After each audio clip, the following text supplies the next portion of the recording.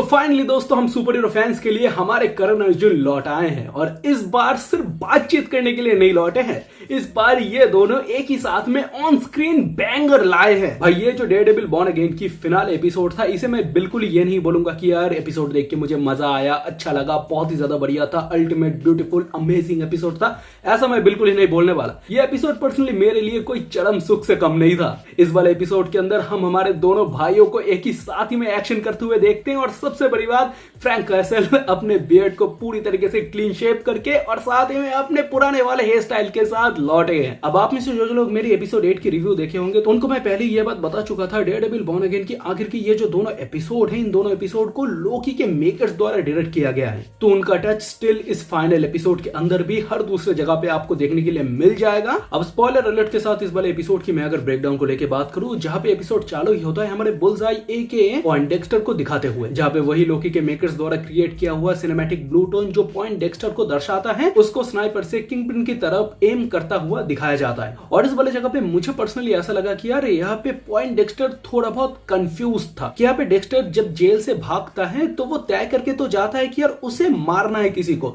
But वहां पे जाके वो थोड़ा सा ऐसे कंफ्यूज हो जाता है जब वेनेसा और साथ ही में किंगपिन को एक ही साथ देखता है। क्योंकि आप अगर एपिसोड देखोगे तो आपको यहाँ पे फिगर आउट हो जाएगा, कुछ वक्त के लिए पॉइंट डेक्स्टर वहां पे होल्ड लेता है और वो सोचता है कि यार वेनेसा को मारा जाए या किंगपिन को मारा जाए। खैर यहाँ पे बहुत सोचने के बाद पॉइंट डेक्स्टर अपना निशाना दागता है किंगपिन के ऊपर और यहाँ पे हमारे भाई अपने सीने पे गोली खा के उसका जान बचाता है। और इसके बाद हमें पॉइंट डेक्स्टर की एक फ्लैशबैक वाला सीन भी दिखाया जाता है, जहाँ पे हमें ये पता चलता है पॉइंट डेक्स्टर एक जेल के अंदर है और वहां पे वेनेसा पॉइंट डेक्स्टर से मिलने आता है और पॉइंट डेक्स्टर का हालत बहुत ही ज्यादा खराब है। पॉइंट डेक्स्टर का हालत इतना ज्यादा खराब है वो एक पेन को ठीक तरीके से पकड़ ही नहीं पा रहा। और आगे जाके हमें ये पता चलता है उसको जो मेडिसिन वगैरह दिया जा रहा है ऑब्वियसली उन सब चीजों की वजह से ही है उसकी अभी ये हालत। बट यहाँ पे हमें जो सुनने के लिए मिलता है कि यार वो फॉगी को क्यों मरवाना चाहता है, क्योंकि उसके एक बहुत बड़े प्रोजेक्ट के अंदर फॉगी अनजाने में आड़े आ रहा था, तो उसके बिजनेस को काफी ज्यादा लॉस होता, तो उन्हीं सब चीजों की वजह से पहले से ही वो फॉगी को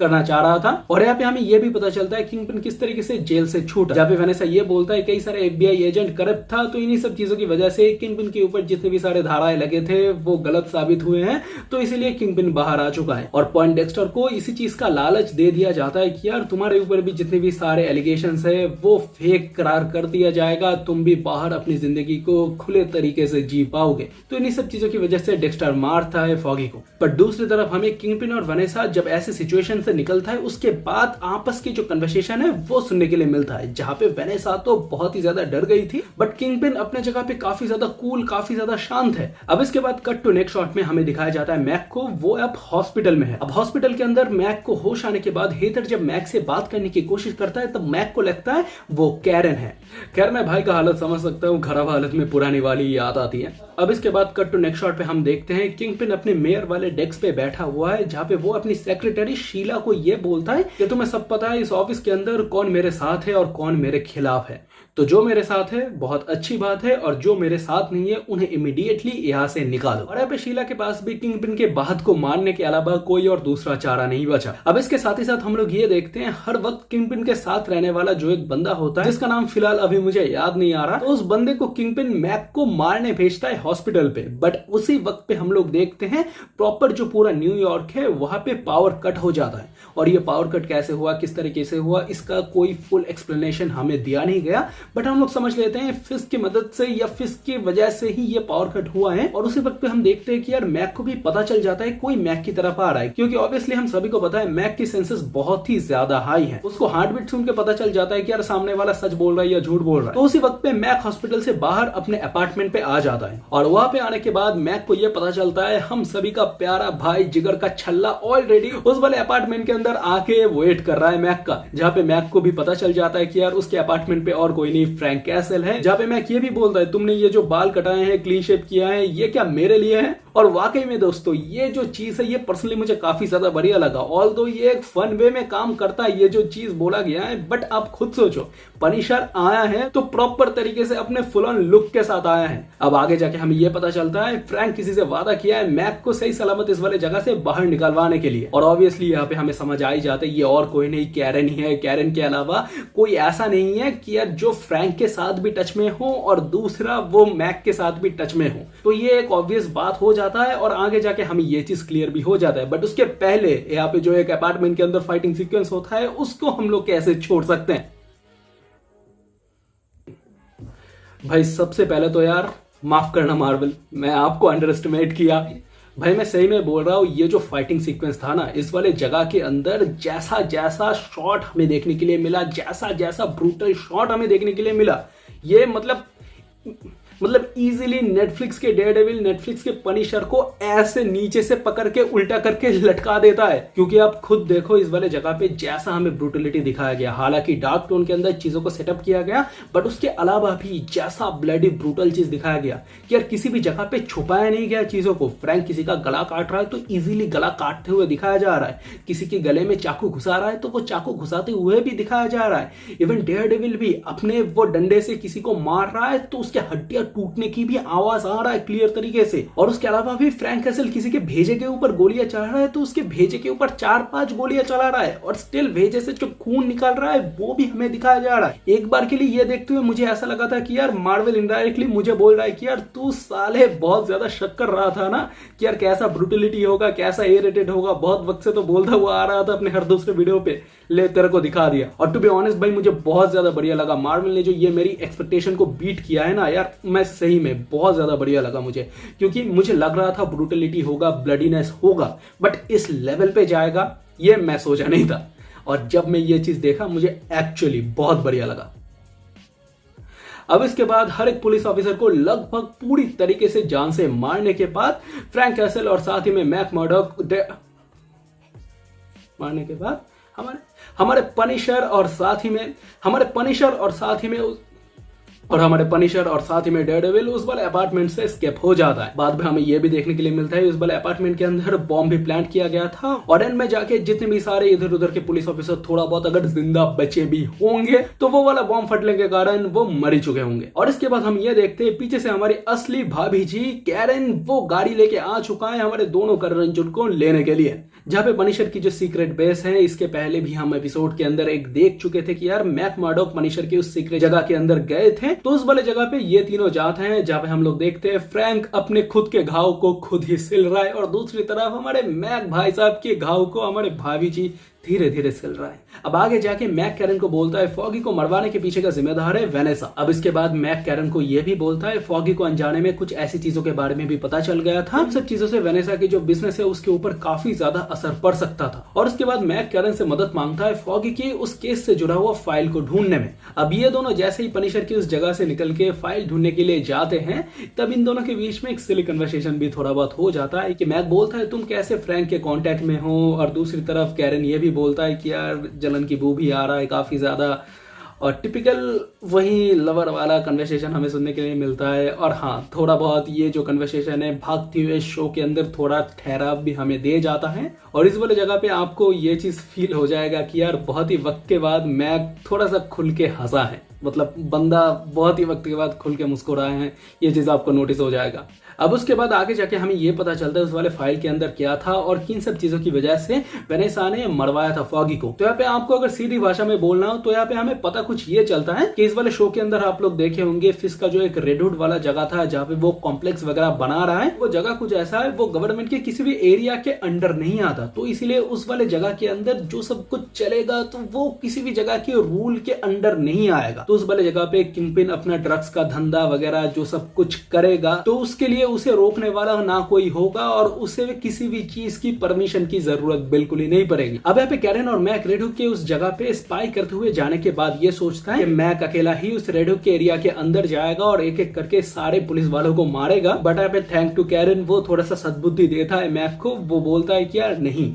तुम अगर जाओगे तो तुम किसी और को मार दोगे, नहीं तो खुद मर के आओगे। तो अब इसके बाद प्लान हो जाता है कैंसिल। बट दूसरी तरफ हमें यह दिखाया जाता है जो कमिश्नर है वो घर जाने के लिए अपनी पुलिस वैन लेता है और तभी उसे पता चलता है सामने एक पुलिस वाला है और वो पुलिस वाला खुद फिश के लिए काम करता है। उसके गर्दन पे पनिशर का लोगो वगैरह भी है और उस पुलिस वाले का नाम लेता है ल्यूक। और यहाँ पे मुझे कुछ वक्त के लिए लगा कि यार ये ल्यूक केज है क्या, क्योंकि ऑब्वियसली उसका नाम भी ले रहा है ल्यूक और उसका चेहरा भी पूरी तरीके से हमें दिखा नहीं रहा है। एक सर्टेन एंगल से हमें दिखाया जा रहा है, एक साइड हमें दिखाया जा रहा है और ऑब्वियसली ब्लैक भी है वो। तो थोड़ा बहुत मुझे लगा कि ये ल्यूक है या नहीं, बट थोड़ा बहुत मैं रिसर्च किया उसके बाद पता चला कि यार नहीं, ल्यूक केज ये नहीं है। और अब खुद सोचो कि यार ल्यूक केज अगर ये कांड करेगा तो वो थोड़ा सा वियर्ड नहीं लगता कि ल्यूक केज ये सब कांड कर रहा है। यार आगे जाके जो ल्यूक नाम का बंदा है वो लेके जाता है हमारे कमिश्नर को किंगपिन के पास और वहां पे हम देखते हैं किंगपिन अपने जो टास्क फोर्स की जितने भी सारे पुलिस वाले हैं और नए नए पुलिस वाले उन टास्क फोर्स के अंदर जितने भी सारे आए हैं उन सबको भाषण वगैरह दे रहे हैं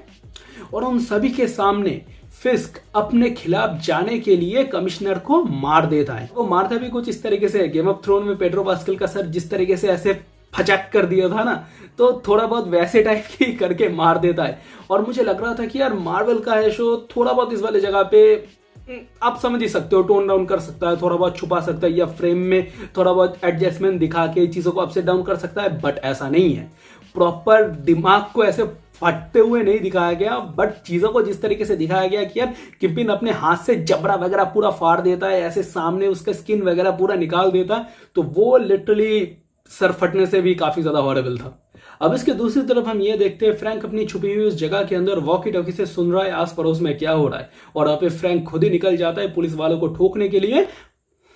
और इस वाले जगह पे शुरू में ही फ्रैंक जिस तरीके से पुलिस वाले के गर्दन पे चाकू घुसाता है और क्लियर ब्लड, मतलब जिस तरीके से दिखाता है यार, ये शो देखते हुए मुझे हर बार ऐसा लग रहा है एक एक स्टेप जैसे जैसे आगे जा रहा है मार्वल अपने आर रेटेड के लेवल को इस एक एपिसोड के अंदर ही पुश करता हुआ जा रहा है और आगे जाके वो कई सारे पुलिस वालों से घिर जाते हैं। बट फ्रैंक फिर भी एक एक करके कम ज्यादा हर एक पुलिस वालों को मारता है। बट इस वाले जगह पे एंड ऑफ द डे पे फ्रैंक फंस ही जाता है। और यहाँ पे पर्सनली मुझे ऐसा लगता है कि यार ये फ्रैंक का चाल हो सकता है, क्योंकि भाई ये हमारे पनिशर है, ये थोड़ी ना इस तरीके से फंसेगा। क्योंकि आप अगर पनिशर का शो देखे होंगे जो डेडिकेटेड पनिशर का शो है जिसका 2 सीजन है और इसके अलावा पुराने नेटफ्लिक्स वाले डेयरडेविल की जो सीजन 2 है उसके अंदर भी पनिशर जैसे अपेयर हुआ था, उसके बाद सीजन 3 के अंदर भी कुछ एपिसोड्स के लिए भी जैसे अपेयर हुआ था। आप देख के समझ पाओगे कि यार इस वाले बंदे के सामने ये मतलब टुच्चा पुलिस ऑफिसर की जो टीम है ऑफिसर पावल की, ये कुछ भी नहीं है। वो आएगा, सर पे गोली मारेगा, वो आगे निकल जाएगा, वो पूछेगा भी नहीं तुम कौन हो।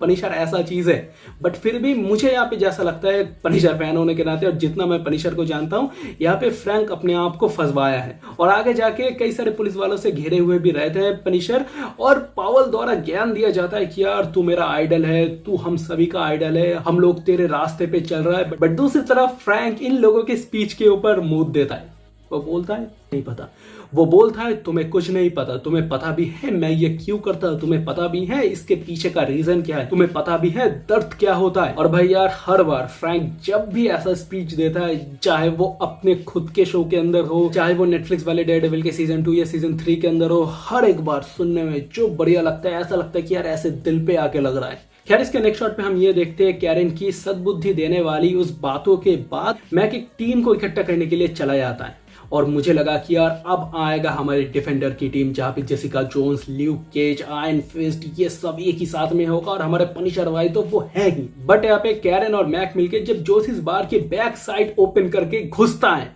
तब हमें क्या देखने के लिए मिलता है, डिटेक्टिव किम और इसके अलावा एक और जो डिटेक्टिव है जो हर वक्त मैक के साथ ही रहता है एपिसोड 1 से, तो वो और इसके अलावा 2-3 अलग पुलिस ऑफिसर्स थे जिनके बारे में हमें झाट पता नहीं है वो, और उसके अलावा जोशी खुद, मतलब कि ये टीम है। और हाँ आप लोग बोलोगे कि यार ग्राउंडेड लेवल पे तो अब स्पाइडरमैन भी आता है, और भाई मैं ऑनेस्टली बोलता हूँ मैं 1% भी इस भ्रम में नहीं थे। इस फिनाल एपिसोड के अंदर हमें स्पाइडरमैन का एक छोटा सा झलक भी देखने के लिए मिलेगा, क्योंकि यार मैं जानता हूँ सोनी क्या है, सोनी कैसा है, और आई नो आप सभी जानते होंगे सोनी क्या है, सोनी कैसा है। तो वो बहन का लौड़ा इस तरीके से तो स्पाइडरमैन को नहीं देगा, भले ही पूरा न्यूयॉर्क किंगपिन के आंडों के नीचे दबा चला जा रहा हो, बट सोनी इस तरीके से नहीं देगा। और ये जो टीम जितना हमें जोसिस के बारे में दिखा दिया गया, मुझे ऐसा लगता है कि यार ये मतलब जो जल्दबाजी में रीशूट हुआ है इनके ये जो दोनों एपिसोड है, इन सभी के बीच में ये प्लान किया गया होगा। ये इनिशियल तो कोई ऐसा प्लान नहीं था कि यार इस तरीके से टीम बनाते हुए दिखा दिया जाएगा। हाँ, फिलहाल के लिए ये दिखा दिया गया, बट इसको तो वो कंटिन्यू मतलब ग्रैंड लेवल पे तो नहीं कर सकते, आप समझ ही सकते हो, क्योंकि यार फिस्क से लड़ने के लिए विजिलेंटीज चाहिए। मतलब कोई भी ऐरा गहरा ऐसे डिटेक्टिव आके वो मतलब अपने काम को नहीं कर सकता। आप खुद देख सकते हो शो के अंदर डिटेक्टिव किम वो एक बैंक रॉबरी को नहीं रोक पाया था। इसके अलावा ये सीजन शुरू होने के साथ मैक के साथ जो डिटेक्टिव था वो भी मतलब कुछ खास ऐसा नहीं किया था। हाँ, बट जितना भी उसका काम दिखाया गया वो ऐसे रिलेटेबल फील होता है कि यार थोड़ा भी हो मैक के काम में तो आया। तो आप समझ सकते हैं इन लोगों को जस्ट दिखाने के लिए दिखा दिया गया, मतलब बहुत ज्यादा इसको लेके कुछ आप समझो मत। अब इसके बाद कट टू नेक्स्ट शॉट पे हमें फिस्क और वेनेसा को एक ही साथी में दिखाया जाता है। ये दोनों एक ही साथी में बेसमेंट की सीढ़ियों से नीचे की तरफ आ रहे हैं और वहां पे हम लोग देखते हैं जितने भी सारे विजिलेंटीज है, जैसे कि स्वॉर्ड मास्टर हो या इक्का दुक्का जितने भी सारे अदर विजिलेंटीज हैं, उन सभी को वो नीचे अपने बेसमेंट पे केज के अंदर बंद करके हुए रखा है। और उन सभी के अंदर भी है हमारे फ्रैंक कैसल, हमारे पनिशर, और उस बेसमेंट के अंदर भी एक अलग सा रूम है जहां पे जाके ये दोनों अपना डिनर वगैरह कर रहा है। अब इसके बाद हमें एक छोटा सा पोस्ट क्रेडिट सीन भी दिखाया जाता है जहां पे हम लोग ये देख सकते हैं कि यार हमारे फ्रैंक कैसल जैसे तैसे करके फिस्क के अंडरग्राउंड वाले जेल है उस वाले जगह से भाग चुका है। ये जो भागने वाला सीन है ये एवे निपटा दिया गया, आप देख के ही समझ सकते हो, कुछ खास एफर्ट वगैरह दिया नहीं गया। बट चाहे जो भी हो, हमें ये तो पता चल चुका है कि यार हमारे जिगर का टुकड़ा पनिशर भाई वो यहाँ से भाग चुका है। तो आप समझ ही सकते हो आने वाले जो सीजन के अंदर डेयरडेविल का टीम है उसके अंदर तो एक बंदा ऑलरेडी आ ही चुका है। ओवरऑल दोस्तों ये एपिसोड मुझे बहुत ज्यादा बढ़िया लगा, नो डाउट। ओवरऑल ये सीजन भी मुझे बहुत ज्यादा बढ़िया लगा और आगे इस वाले वीडियो को मैं ज्यादा बड़ा नहीं करना चाहूंगा, वैसे भी मैं देख पा रहा हूँ बहुत ही ज्यादा लंबा हो चुका है ये वाला वीडियो। बाकी आप लोग नीचे कमेंट में बताओ डेयरडेविल बॉर्न अगेन की ये जो फिनाले एपिसोड 9 है ये आपको कैसा लगा। बाकी सारे के सारे एपिसोड को कंबाइन करके मैं मेरा एक्सपीरियंस शेयर करूंगा, एक अलग से डेडिकेटेड वीडियो मैं बनाऊंगा। और वीडियो को ज्यादा ना लंबा करते हुए यहीं पे एंड करते हैं। Bye bye.